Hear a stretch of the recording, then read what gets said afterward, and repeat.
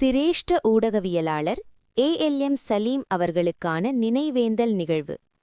அண்மையில் காலமான சிரேஷ்ட ஊடகவியலாளர் கலாபூஷணம் ஏஎல்எம் சலீம் அவர்களை நினைவுகூரும் நிகழ்வு அகில இலங்கை அரசாங்க பொது ஊழியர் சங்கத்தின் ஏற்பாட்டில் அதன் தலைவர் எஸ். லோகநாதன் தலைமையில் இன்று 28 காரைதீவில் மிகுந்த மரியாதையுடனும் உணர்வுபூர்வ சூழலிலும் நடைபெற்றது.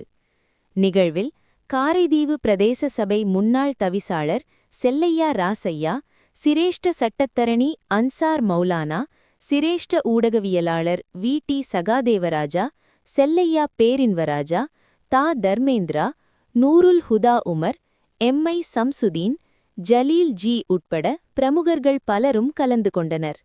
நிகழ்வில் கலந்து கொண்டவர்கள் மறைந்த ஊடகவியலாளர் ஏஎல்எம் சலீம் அவர்கள் ஊடகத்துறையில் ஆற்றிய அர்ப்பணிப்பு, நேர்மையான செய்தியளிப்பு மற்றும் சமூக பொறுப்புணர்வை சிறப்பாக நினைவுகூர்ந்தனர். பல தசாப்தங்களாக ஊடகத்துறையில் பணியாற்றிய அவர் உண்மை மற்றும் நியாயத்தை முன்னிறுத்திய செய்தியாளராக பரவலாக பாராட்டப்பட்டவர் என உரையாற்றுபவர்கள் குறிப்பிட்டனர். நிகழ்வின் ஆரம்பத்தில் மறைந்தவரின் ஆன்மா சாந்தியடைய மௌன அஞ்சலி செலுத்தப்பட்டது.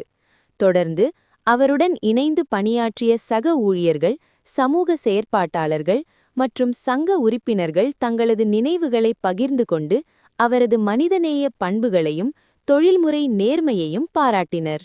சங்க தலைவர் லோகநாதன் தனது தலைமையுரையில், ஏஎல்எம் சலீம் அவர்கள் ஒரு சாதாரண ஊடகவியலாளர் அல்லர், சமூகத்தின் குரலாகவும் ஒடுக்கப்பட்ட மக்களின் உரிமைகளுக்காக போராடிய உண்மை போராளியாகவும் திகழ்ந்தவர் என குறிப்பிட்டார்.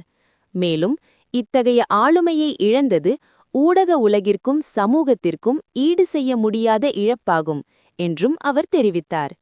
நிகழ்வின் நிறைவில் மறைந்தவரின் குடும்பத்தினருக்கு ஆறுதல் தெரிவிக்கப்பட்டது.